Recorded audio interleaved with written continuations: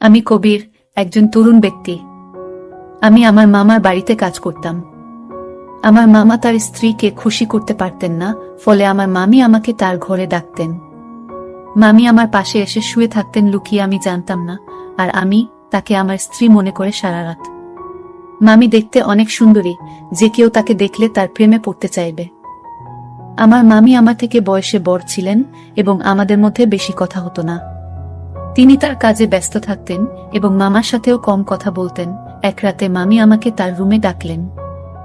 বললেন, কবির, আজ আমার শরীর ভালো লাগছে না, তুমি আমার পাশে শুয়ে থাকো।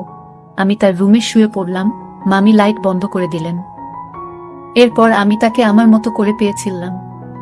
কখনো ভাবিনি আমি তাকে এত কাছে পাবো। আমার গল্পগুলো তোমরা শুনো, কিন্তু সাবস্ক্রাইব করো না। দয়া করে গল্পগুলো ভালো লাগলে ভিডিওটি লাইক, শেয়ার এবং চ্যানেলটি সাবস্ক্রাইব করো প্লিজ। তখন আমি চাকরির খোঁজে ছিলাম, কিন্তু কোথাও কাজ পাচ্ছিলাম না। একদিন আমার বন্ধু সুরেশ বলল, আমার মামা শহরে থাকেন এবং আমি তোমাকে সেখানে চাকরি দিতে পারবো। আমি বেশি শিক্ষিত ছিলাম না, জানি ভালো চাকরি আমার দ্বারা হবে না। আমি 4র্থ শ্রেণী পর্যন্ত পড়াশোনা করেছি, কিন্তু অল্প শিক্ষার কারণে ভালো চাকরি পাওয়া কঠিন ছিল। গ্রামের এখানে ওখানে ছোটখাটো কাজ করে কিছু টাকা উপার্জন করতাম, যা খুবই কষ্টকর ছিল। তখন মনে হলো শহরে গিয়ে কিছু কাজ খুঁজে দেখা উচিত। একদিন আমার বন্ধুর দেওয়া একটি ঠিকানায় গেলাম, যা তার মামার বাড়ির ছিল। সেই বাড়িতে গিয়ে দেখি আমার বস, যিনি আমার বন্ধুর মামা এবং আমি তাকেও মামা বলে ডাকতাম। মামা আমাকে একটি কাগজ দিলেন এবং বললেন, এই ঠিকানায় যাও। আমি যখন সেই ঠিকানায় গেলাম, দেখি সেটা এক ডাক্তারের ঠিকানা। মামা বললেন, তিনি আমার বন্ধু, তিনি তোমার কিছু পরীক্ষা করবেন। যদি পরীক্ষাগুলো ভালো হয় তাহলে তোমাকে চাকরি দেব। মামা কথা শুনে আমি কিছুটা ঘাবড়ে গেলাম, কিন্তু ভাবলাম চেষ্টা করে দেখি। ডাক্তারের কাছে গিয়ে তিনি আমার কিছু পরীক্ষা করলেন এবং কিছুক্ষণ পর রিপোর্ট দিলেন। আমি বাসায় ফিরে মামাকে রিপোর্ট দেখালাম। মামা হাসতে হাসতে বললেন, তুমি দেখতে বেশ সুন্দর, তোমার চেহারাও ঠিক আছে, তোমার কাজ নিশ্চিত হয়েছে। এত সহজে কাজ পেয়ে আমি অবাক হয়ে গেলাম এবং ভাবতে থাকলাম, কিভাবে এত সহজে এই সুযোগ পেলাম। প্রতিবেদনটি ইংরেজিতে লেখা ছিল এবং 4র্থ শ্রেণী পাস একজন ব্যক্তির পক্ষে এটি বোঝা সহজ ছিল না। যখন বাড়িতে এসে আমার স্ত্রীকে দেখালাম, তিনি বললেন, তুমি অযথা চিন্তা করছো। এই ধনী লোকেরা আমাদের মতো গরিবদের পরীক্ষা করিয়ে নিশ্চিত হতে চায় যে আমরা কোনো বড় রোগে আক্রান্ত আছি কিনা। তারা মনে করে চাকরদের মাধ্যমে রোগ ছড়াতে পারে। তার কথা শুনে আমার মন অনেকটা হালকা হলো। আমি যে চাকরিটা চেয়েছিলাম সেটা পেয়ে গেছি। সকালে কাজে যাওয়া শুরু করলাম, কিন্তু আমার চোখ প্রায়ই মামির দিকে আটকে যেত। তিনি ছিলেন অত্যন্ত সুন্দরী এবং মার্জিত মহিলা। তাকে প্রথম দেখার পর থেকেই আমি ভাবতাম, আমার স্ত্রী যদি এত সুন্দর হতো। আমি আমার মামির একজন সাধারণ চাকর ছিলাম, তার অর্থের কোনো অভাব ছিল না। তিনি আমাকে প্রতিদিন বাজারে নিয়ে যেতেন, কারণ তার কোনো সন্তান ছিল না। আমার মামা ও মামির মধ্যে কোনো ঝগড়া ছিল না, তারা খুব ভালোবাসায় দিন কাটাতেন। আমি মামিকে মনে মনে ভালোবাসতে শুরু করলাম। তাকে নিয়ে ভাবতে লাগলাম। একদিন বাড়ির পুরনো চাকর এলো। সে আমাকে অভিনন্দন জানিয়ে বলল, তুমি পরীক্ষায় উত্তীর্ণ হয়েছ, কিন্তু মনে রেখো, এই বস, যাকে তুমি মামা বলে ডাকো, খুবই কঠোর। এই কথা শুনে আমি ঘাবড়ে গেলাম এবং ভাবতে লাগলাম, যদি আমাকে চাকরি থেকে বের করে দেয় তাহলে আমার কি হবে। সে চলে যাওয়ার পর আমি মামা মামিকে খুশি রাখার জন্য আরো মনোযোগী হলাম, কারণ এখন আমার চাকরিটা চলে গেলে এখন আর কোনোভাবেই চাকরি পাবো না। তাই আমি এই চাকরিটা মন থেকে করতে লাগলাম। মামা বেশিরভাগ সময় বাড়ির বাইরে থাকতো। আমার মামি একদিন আমাকে তার রুমে ডেকে বললেন, তুমি খুবই অল্প বয়সী, পরিষ্কার পরিচ্ছন্নতার খেয়াল রাখো। আমি এমন একজন চাকর পছন্দ করি যে তার মনিবের মতো পোশাক পরে। এই বলে মামি আমার হাতে কিছু টাকা দিলেন এবং বললেন, এই টাকা থেকে বেতন ছাড়া নিজের জন্য খরচ করো। আমি খুশি হয়ে গেলাম এবং এই বিষয়টি আমার স্ত্রীকে বললাম না, কারণ আমিও আমার মামিকে খুব পছন্দ করতাম। আমি স্বপ্ন দেখতে শুরু করলাম যে মামির অভিব্যক্তি দেখে মনে হতো তিনি খুশি নন। তার কোনো সন্তান ছিল না, তাই মনে হতো মামা তাকে খুশি করতে পারছেন না। আমি মামিকে খুশি করতে চেয়েছিলাম। মামির দেওয়া টাকা নিয়ে পরের দিনই একটা মার্কেটে গিয়ে কিছু নতুন জামা কাপড় কিনলাম। আমাকে দেখে মামি বললেন, আজ তোকে খুব সুন্দর লাগছে, সবসময় এমনই থেকো। আমি লজ্জা পেয়ে চোখ নামিয়ে নিলাম। আসলে আমার বিয়ে হয়েছে মাত্র 3 বছর, কিন্তু আমার স্ত্রী মামির মতো সুন্দরী ছিলেন না। বিয়ের 2 বছর পরই আমাদের সন্তান নিউমোনিয়া হয় এবং সে পৃথিবী থেকে চলে যান। এরপর আমার স্ত্রী সারাক্ষণ দুঃখে কান্নাকাটি করত, কিন্তু আমি একজন পুরুষ এবং আমারও কিছু প্রয়োজন ছিল। আমি চাইতাম আমাদের আরেকটা সন্তান হোক, কিন্তু আমার স্ত্রী সন্তানের নাম শুনলেই বিরক্ত হয়ে যেতেন। তিনি সবসময় আমার থেকে দূরে থাকতেন। আমার মামিকে দেখে আমার মনোভাব বদলাতে শুরু করেছিল। মামা মামির বিয়ে হয়েছে 1 বছর হয়ে গেছে, কিন্তু তাদের কোনো সন্তান নেই। মামা সবসময় তার ব্যবসায় ব্যস্ত থাকতেন, আর মামি ফ্যাশন ও পার্টিতে মগ্ন থাকতেন। আমার মামিকে দেখে মনে হতো তিনি আমাকে পছন্দ করতে শুরু করেছেন। আমি প্রায় সিনেমা এবং নাটকে প্রেমের কাহিনী দেখতাম এবং কল্পনা করতাম। মামি আমার কাছে এসে বলবেন, আমি তোমার প্রেমে পড়েছি। এক রাতে যখন আমি ঘুমাচ্ছিলাম, মনে হলো আমার পাশে কেউ আছে। মামি ছিলেন খুবই সুন্দরী এবং তার দেহ আকর্ষণীয় ছিল। আমার স্ত্রী আমাদের সন্তান হারানোর দুঃখে নিজের শরীরকে অবহেলা করেছিলেন। কোনো যত্ন নিত না, তাই সে শুকিয়ে কাঠ হয়ে গেছে। আমার মতো একজন গরিব মানুষ যখন ভাবতাম আমি কি করে চাকরের মতো জীবন কাটাবো, তখন মামিকে আমার স্ত্রী ভেবে সারা রাত উপভোগ করতাম। মামি আমার দিকে তাকিয়ে মৃদু হাসতেন। আমি আমার মামির সান্নিধ্য উপভোগ করতে শুরু করলাম। কাজ করার সময় মামি আমাকে ডেকেই যে কোনো কাজ দিতেন, আর আমি তা সঠিকভাবে করে দিতাম যেন কোনো অভিযোগের সুযোগ না থাকে। মামি সবসময় আমার প্রশংসা করতেন, আর আমি সততার সাথে আমার কাজ চালিয়ে যাচ্ছিলাম। একদিন মামির শরীর খারাপ হলে আমি তাকে হাসপাতালে নিয়ে যাই এবং মামাকে ফোন করে জানাই। এরপর মামা হাসিমুখে আমাদের সবার জন্য মিষ্টি আনলেন। এরা দেখে আমি খুব খুশি হয়েছিলাম, কিন্তু সেই দিন থেকে মামির আচরণ বদলে গেল। তিনি আমার দিকে অদ্ভুতভাবে তাকাতে লাগলেন এবং বাইরে যাওয়া কমিয়ে দিলেন। ফলে এখন শুধুমাত্র মামির সঙ্গেই আমার দেখা হয় কম। কিছুদিন ধরে আমার মন মেজাজ খারাপ ছিল, কারণ আমি মামির সান্নিধ্যে অভ্যস্ত হয়ে পড়েছিলাম। আমার মনে হয়েছিল আমি হয়তো মামির প্রতি আসক্ত হয়ে পড়েছি। তবে আমার কাজ চালিয়ে যেতে লাগলাম। সময় চলে গেল এবং অবশেষে সেই দিন এল যখন মামি একটি সন্তানের জন্ম দিতে চলেছিলেন। কিন্তু মামা আর আগের মতো খুশি ছিলেন না। তিনি সবসময় চিন্তিত থাকতেন। আমি ভাবতে লাগলাম, মামা কেন খুশি ছিলেন না? আমি যখন বাবা হলাম তখন আনন্দে উঠছিলাম, কিন্তু আমার মামাকে খুব চিন্তিত দেখাচ্ছিল, যেন কোনো বড় বিপর্যয় আসন্ন। এক রাতে মামা আমাকে তার ঘরে ডেকে বললেন, এই ব্যাগ নাও। যদি আজ রাতে আমার স্ত্রী সন্তান জন্ম দেয়, তবে এই ব্যাগটি ব্যবহার করো এবং শিশুটিকে গোপনে সরিয়ে ফেলো। আমি কখনো মামার কোনো নির্দেশ নিয়ে প্রশ্ন করিনি, তাই সেদিনও কিছু বললাম না, কিন্তু আমার মন খুব অস্থির ছিল। বারবার ভাবছিলাম, কেন মামা তার সন্তানের জীবন নিতে চাইছেন? রাত গভীর হলে মামি ঘুমিয়ে পড়লেন, তাই আমি গোপনে তার রুমে গেলাম। মামি তখন চোখ বন্ধ করেছিলেন। আমি মনোযোগ দিয়ে তার দিকে তাকালাম। মামির মুখে সেই চিরচেনা সৌন্দর্য দেখে আমি মুগ্ধ হলাম, কিন্তু আমার অবস্থান মনে করে মামার কথা মেনে নিলাম। মামার নির্দেশ অনুযায়ী কাজ করার জন্য তিনি আমাকে টাকা দিতেন। আমি গোপনে মামার দেওয়া ব্যাগটি তুললাম আর বাচ্চাটিকে ঢুকাতে শুরু করলাম। তখন মামি হঠাৎ আমার দিকে তাকিয়ে হাসলেন। আমি শিশুটিকে লুকিয়ে রাখছিলাম এবং মামি আমাকে দেখে বললেন, তুমি কি সত্যিই শিশুটিকে হত্যা করতে চাও?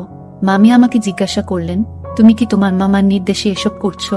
আমি চমকে উঠলাম এবং বললাম, তুমি এটা কি বলছো? মামি বললেন, তোমার চাচা এই শিশুটিকে মেরে ফেলতে চায়, কারণ সে ভয় পায় যে এই শিশু তার নয়। তার কথা শুনে আমি স্তব্ধ হয়ে গেলাম। আমি অবাক হয়ে ভাবতে লাগলাম, এত কিছুর পরও এটা কিভাবে সম্ভব? মামি বললেন, তোমার মামা সন্দেহ করছে যে এই শিশু তার নয়, তাই সে এই কাজটি করতে বলেছে। সে এই শিশুটির বাবা নয়, তুমি এর বাবা। এই কথা শুনে তাকে বললাম, তবে তুমি কেন বলছো আমি এই শিশুটির বাবা? আমি এই কথা শুনে স্তব্ধ হয়ে গেলাম। আমি বললাম, আপনি কি চান আমি এই শিশুটিকে বাঁচিয়ে রাখি? মামি হাসলেন এবং বললেন, এই শিশুটিকে জঙ্গলে ফেলে দিও না, কারণ এই শিশুটির বাবা তুমি। আমি আরো বিভ্রান্ত হয়ে গেলাম, কারণ মামি বলছিলেন যে তিনি কখনো আমাকে স্পর্শ করেননি। তার কথাগুলো শুনে আমার মনে হলো আমি যেন স্বপ্ন দেখছি। আমি সোফায় বসে ভাবতে লাগলাম, এত সুন্দর একজন মহিলার সাথে, যাকে আমি মামি বলে ডাকি, এমন কিছু ঘটেছে কি? আমি মামিকে জিজ্ঞেস করলাম, আপনি এত সুন্দরী, কিন্তু কেন এমন করলেন? মামি বললেন, আমি খুব সুন্দরী, কিন্তু আমার পরিবার খুব গরিব ছিল, তাই আমি তোমার মামার সাথে দেখা করতে এসেছিলাম। তোমার মামা মতো ধনী হওয়ার ইচ্ছা ছিল, তাই আমি তাকে বিয়ে করি। আর সে আমাকে প্রস্তাব দেওয়ার সাথে সাথেই আমি তৎক্ষণাৎ হ্যাঁ বলেছিলাম, কারণ আমি ধনী হতে চেয়েছিলাম।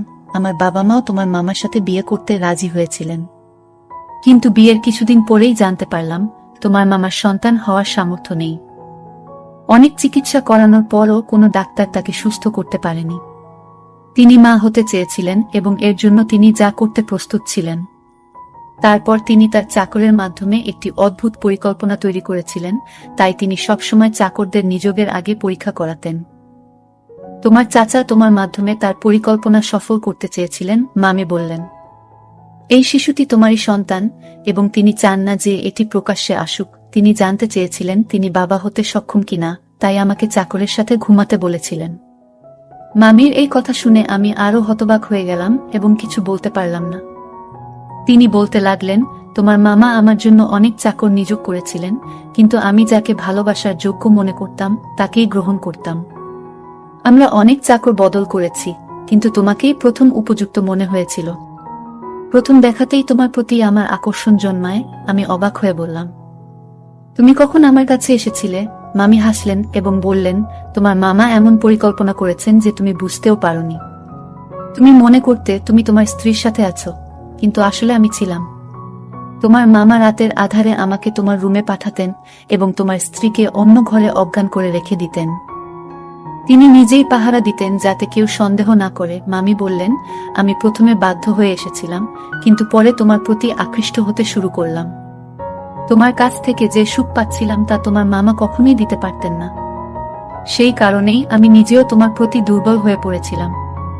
তোমার মামা যখন এই পরিকল্পনা চালিয়ে যেতে লাগলেন, আমি নিজে উপভোগ করতে শুরু করলাম। তিনি আমাকে তোমার কাছে বারবার পাঠাতে থাকলেন। তিনি আরো বললেন, আমি গর্ভবতী হলাম এবং তোমার মামা আমাকে ভোরের অন্ধকারে ঘরে ফিরিয়ে আনতেন যাতে কেউ কিছু বুঝতে না পারে। এভাবে তোমার মামা তার সন্তান হওয়ার আশা পূর্ণ করতে চেয়েছিলেন এবং আমি নিজেও অজান্তে সেই পরিকল্পনার অংশ হয়ে পড়েছিলাম। কিছুদিন পর সে তার পরিকল্পনায় সফল হয়েছিল। ডাক্তার আমাকে জানিয়েছিলেন যে আমি মা হতে চলেছি, যা তাকে অত্যন্ত খুশি করেছিল। আমি বিস্মিত হলাম যখন শুনলাম সে ডাক্তারের কাছে মিথ্যা বলেছে। কেউ কিভাবে তার বউকে এমনভাবে ব্যবহার করতে পারে? তারা দুজনেই আমাকে টাকা দিয়ে তাদের খেলনা বানিয়ে ফেলেছিল, যা আমার মোটেই ভালো লাগেনি। তখন আমার মামি তার কথাবার্তায় ব্যস্ত ছিলেন। আমি তখন বুঝতে পারিনি যে আমি কি ভাবছিলাম, তবে মামি আমাকে বলেছিলেন, তোমার মামার পরিকল্পনা ব্যর্থ হয়েছে যখন তার একটি ছেলে হয়েছিল, কিন্তু তিনি একজন উত্তরাধিকারী চেয়েছিলেন। সে তার বন্ধুকে নিয়ে অন্য দেশে পালিয়ে যায় আর আমাকে বলে, এখন আমার কোনো সম্পত্তি নেই, আমার সব ব্যবসা শেষ। সেই শিশুটিকে আর সে চায় না। আমি বলেছিলাম, আমি তোমার বউ দাসী নই, যাতে তোমার ইচ্ছে মতো চলি। আগে তুমি আমাকে একটা চাকরের সাথে ঘুমাতে বাধ্য করেছিলে যাতে সবাই জানতে না পারে তুমি বাবা হতে পারো না। আর এখন বলছো এই সন্তানের দরকার নেই। মনে রেখো, আমি তোমাকে তালাক দেব, কিন্তু শিশুটিকে মারতে দেব না। আমি বিশ্বাস করেছিলাম যে শিশুটিকে সে আর খারাপ বলবে না, সে তার সন্তানকে পুরোটা দেখাবে। কিন্তু আজ যখন সে বলল এই শিশুটিকে হত্যা করার পরিকল্পনা করেছে, তখন নিশ্চিত হলাম যে তার বুকের হৃদয় নেই, পাথরের মতো কঠিন। মামির এই কথা শুনে আমি তাকে গিয়ে বললাম, আমি এসব জানতাম না। যদি এটা অন্য কারোর বাচ্চা হতো, আমি জঙ্গলে ফেলে দিতাম না। আমি বললাম, এখন এসবের পরোয়া করি না। তুমি তার মা, তুমি নিজেই তার যত্ন নেবে। এ কথা বলে আমি চলে যেতে লাগলাম। তখন মামি আমাকে থামিয়ে বললেন, এটাও তোমার সন্তান, তুমি তার পিতা, তাই এর সুরক্ষার দায়িত্ব তোমারও সমান। আমি হাসি দিয়ে বললাম, এই সন্তান আমার, তাই তুমিও আমার স্ত্রী হয়েছ। এই কথা শুনে মামি মুচকি হেসে বললেন, ধন সম্পদের লোভে আমাকে অন্ধ করে দিয়েছে, তাই এমন একজন খারাপ লোককে বিয়ে করেছি যে তার সম্মান বাঁচানোর জন্য তার স্ত্রীকে চাকরের কাছে পাঠিয়েছে। আর যখন আমি তার সম্মান রক্ষা করেছি, সে আমার সন্তানের প্রাণ নিতে চেয়েছিল এবং বলেছিল যে এই শিশুটি হতভাগ্য। যখন ব্যবসা ব্যর্থ হয় এবং সমস্ত টাকা হারিয়ে যায়, তখন সে আমাদের সন্তানের প্রতি অখুশি হতে শুরু করে এবং শিশুটিকে জঙ্গলে ফেলে দেওয়ার সিদ্ধান্ত নেয়। এইসব জানার পরেও আমি এমন লোকের সাথে থাকতে চাই না। আমি মামুর দিকে তাকিয়ে জিজ্ঞেস করলাম, এই সন্তানের জন্য আপনি কি একজন নিজ চাকরের সাথে থাকবেন? মামি বললেন, আপনি গরিব হতে পারেন কিন্তু আপনার মন অনেক বড়। তাই আমি আপনাকে বিয়ে করতে চাই, যাতে আমাদের সন্তান বেঁচে থাকে এবং ভালো জীবন পেতে পারে। মামি আমাকে জানালেন তিনি তার মামার থেকে ডিভোর্স পেয়েছেন এবং আমরা একই বাড়িতে সুখে থাকতে শুরু করি। মামি সেই বাড়িটি আগেই তার নামে পেয়েছিলেন। কিছুদিন পর যখন আমার স্ত্রী বিষয়টি জানতে পারেন, তিনি আমাকে ছেড়ে চিরকালের জন্য তার বাবা মায়ের বাড়িতে চলে যেতে চান এবং তালাকের প্রক্রিয়া শুরু করেন। কিন্তু মামি যখন পুরো ঘটনা আমার স্ত্রীকে জানালেন, আমি তাকে অনেক বুঝিয়ে শান্ত করি। অবশেষে আমি আমার দুই স্ত্রীর সাথেই সুখে সংসার করতে শুরু করি এবং আমরা সবাই মিলে সুখে থাকি। আজ আমি খুব খুশি, কারণ আমি জানতাম না যে আমার জীবন এত সুন্দর হবে। গল্পটা কেমন লাগলো জানাতে ভুলবে না। আরও মজার মজার রোমান্টিক গল্প শুনতে চাইলে ভিডিওটি লাইক, শেয়ার এবং চ্যানেলটি সাবস্ক্রাইব করতে এবং বেল আইকনটি ক্লিক করতে ভুলবে না। ধন্যবাদ।